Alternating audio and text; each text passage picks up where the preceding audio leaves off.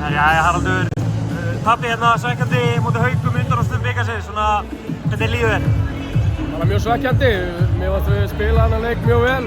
Það voru bara einhverjum svona smáatriði sem að skildu liðin að í dag.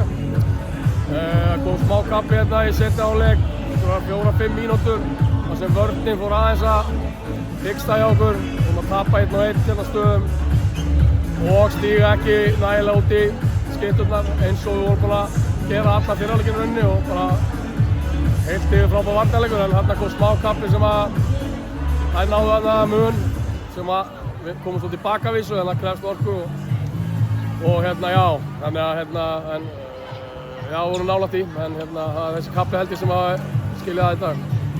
Staðan er jöfn í hálfleik, markvislu báðum megin, bara stál í stál. Viltu meina að þetta hefur ráðist á markvislu í seinni hálfleik? Haukarnir voru að fá meiri markvislu?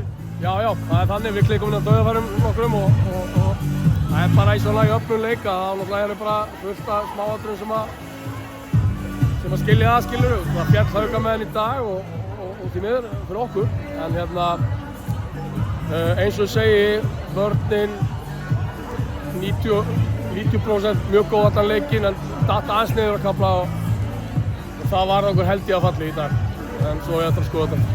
Og varst í einhverjum meðslum í aðdraganda leiksins, síðasta deildarleik. Hafði það einhver áhrif á undirbúning fyrir leikinn í dag? Nei, það voru allar klárar í dag og við undirbjugum okkur mjög vel og það var ekkert að því. Mikið umtalum undanúrslit fara fram á heimavelli Hauka.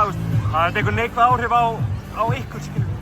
Ég var hérna í fyrra og þá vorum við bikarmeistarar Kaldamegin og hérna, nei, mér er bara fínt að vera hérna.